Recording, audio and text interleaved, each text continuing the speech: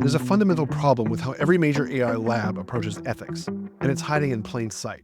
In this video, I'm going to reveal why the current approaches to beneficial AI are missing something crucial about moral judgment. I'm Evan Goldstein, and this is AI Capitalist, where I talk with the leaders and the thinkers about how we're going to navigate this new world of machine intelligence. This episode is definitely for the thinkers. Most major AI labs are in the race to create artificial general intelligence. Essentially, they want to build machines that can help us out with all sorts of tasks. And on top of that, they aim to make these systems safe, fair, and actually beneficial for people. Machines that are good for us.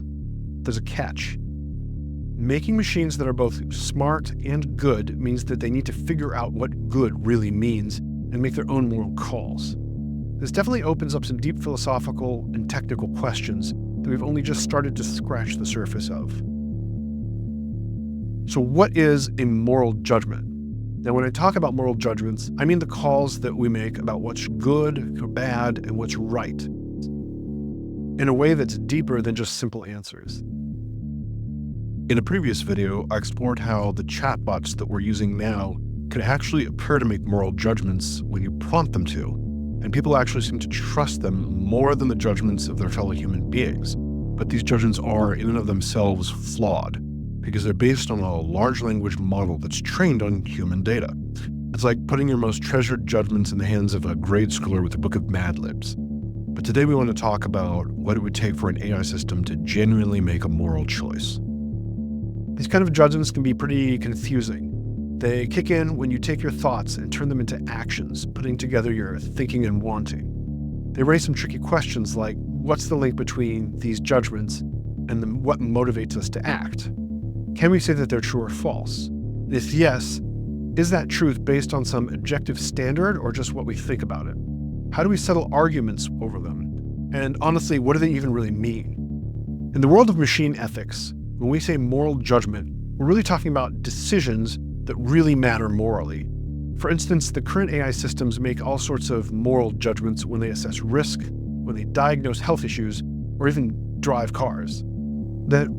Then we can get a bit more imaginative and think about the kinds of moral judgments that machines would need to make for things like handing down sentences, treating illnesses, or even buying a car for you.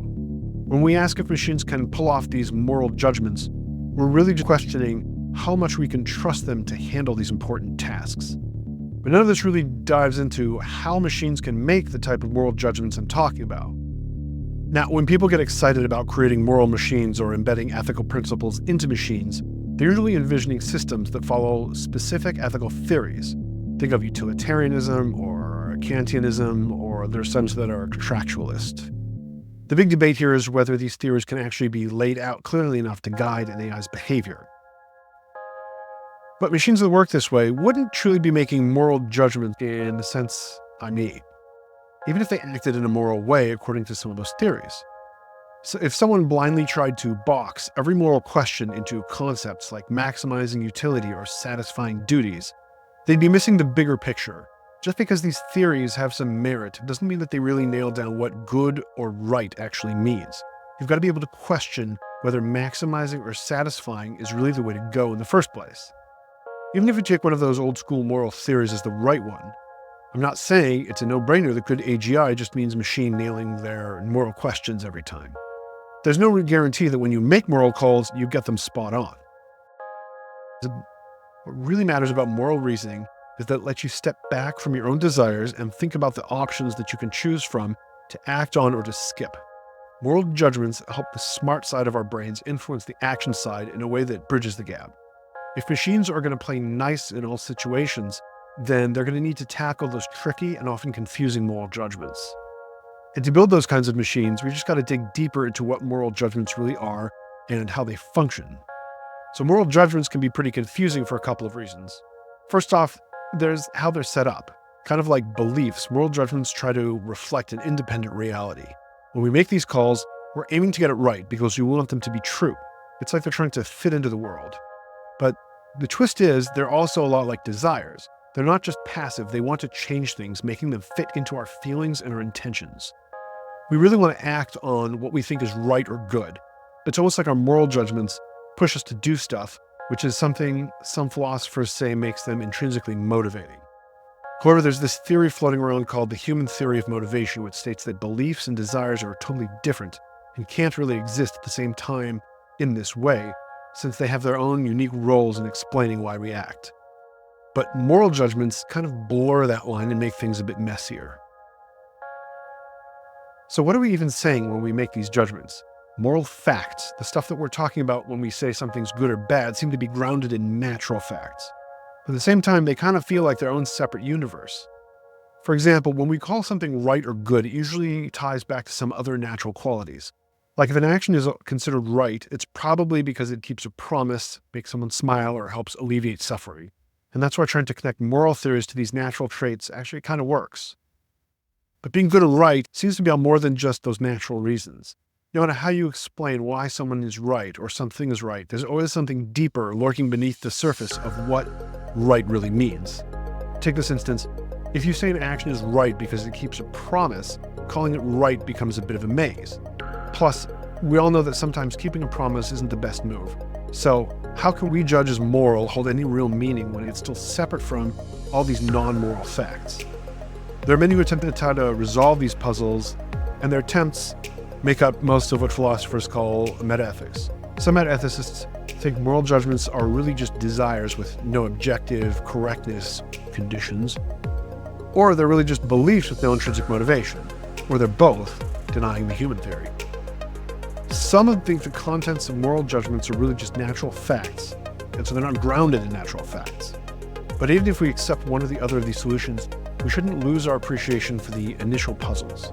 These puzzles show us that moral judgments are theoretically strange, but they also show us how and why moral judgments are practically important. Making moral judgments is about thinking things through.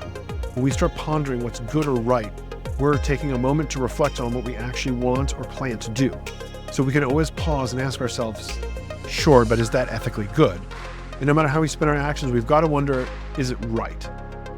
How we answer these questions is very important for us, and it shapes what we end up doing. Moral judgments help us dive deep into any urge or situation that we find ourselves in, and they give us the freedom to step back from our immediate wants and set a standard for how we should act.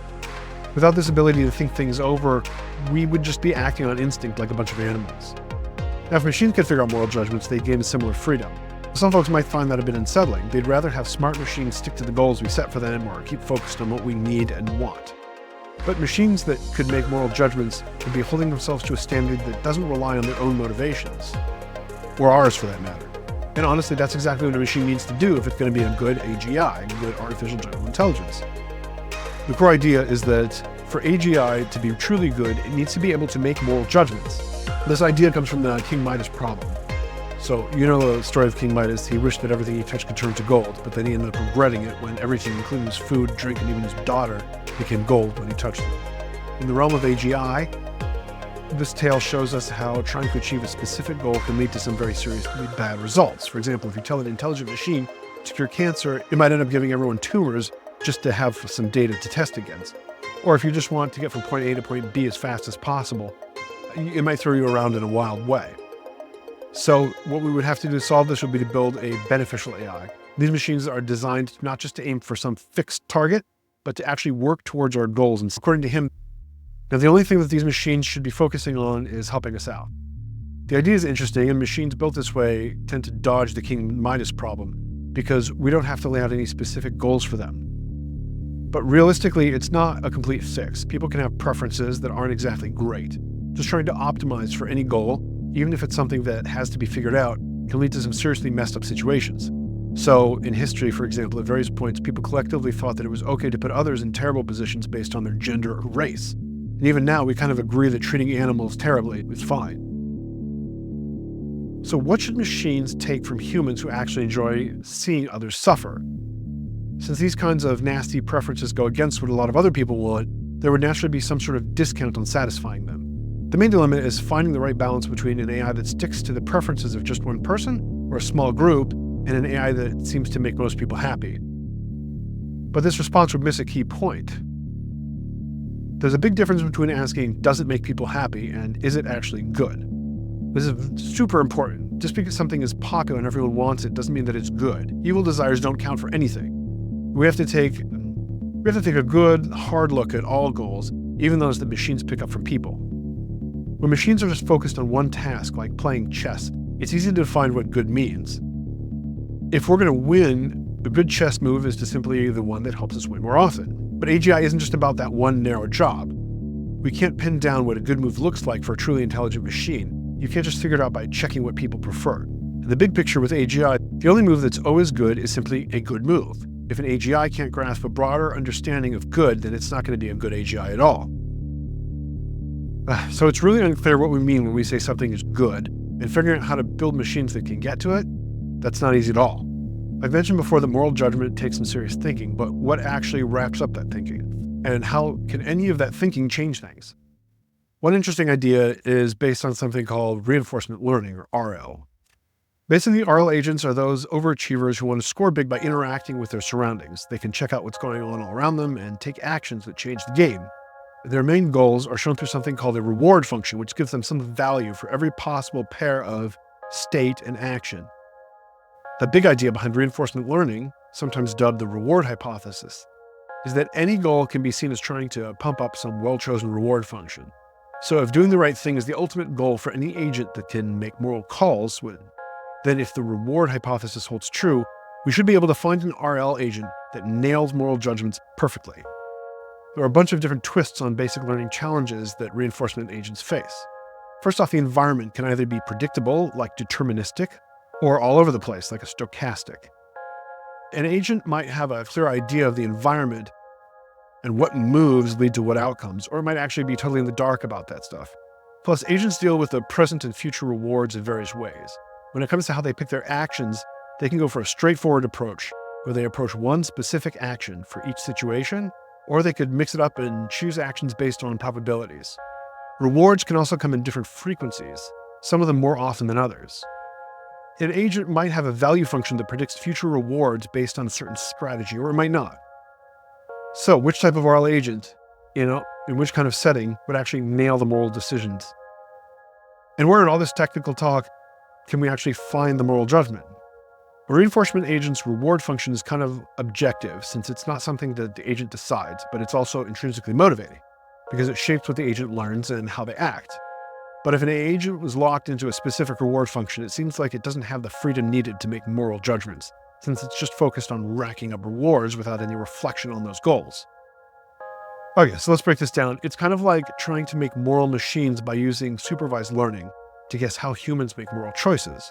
The trouble is, these systems wouldn't really be stepping back and checking their own motivations like true moral judgment needs. Plus, the whole setup could freeze moral thinking in place, since machines would just mimic the flawed judgments of humans from a certain time and a certain place. Real moral reasoning is way more flexible and adaptable. A better approach might be using RL agents that aren't totally sure about their reward function and need to figure it out as they go. The uncertainty part is super important.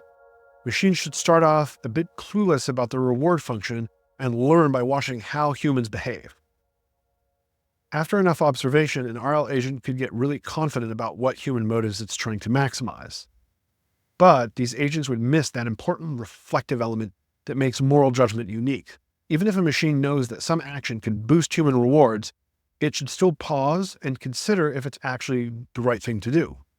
One thing we know is the right thing to do is for you to push the like button. Pushing like lets me know that I'm making content you want to see, and it helps spread that content to others. So we can imagine agents who are uncertain, always uncertain about the reward that they're trying to maximize. But what kind of certainty is needed? Is it the kind of certainty that we can express as a probability distribution over different reward functions, or is it a deeper kind of uncertainty that resists such characterization? What mechanism can we use to assure some degree of uncertainty, and how should machines choose a policy given the persistent kind of uncertainty that moral concepts seem to bring up? Even if we had answers to these questions, there are other problems that we would have to face, like the contents of our moral judgments. An RL agent's reward is not something that is both grounded in and independent of the environment. Likewise, while an RL agent's predictions are about reward, its value function shares some features with moral judgment, being both belief-like and desire-like, it doesn't seem to achieve the reflective distance that shows that it's making a moral judgment.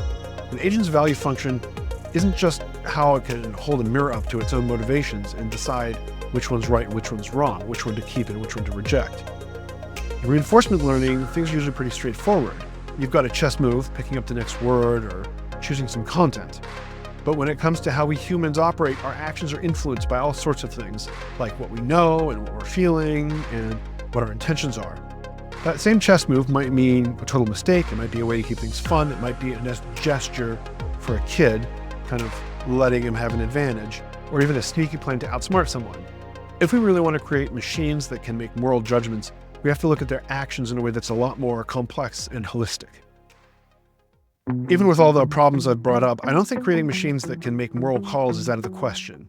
We might be able to come up with some useful concepts around agents, actions, rewards, values, and uncertainty that can let us build machines that can think about their own motivations and then measure themselves against some outside standards that are tricky to pin down. If we're aiming to make serious progress towards solid AGI, we really need to tackle the theory of philosophical questions that come up when we think about moral judgment in the not-so-familiar world of machine learning. We're just getting started on this journey. Don't stop now. I have dozens more videos.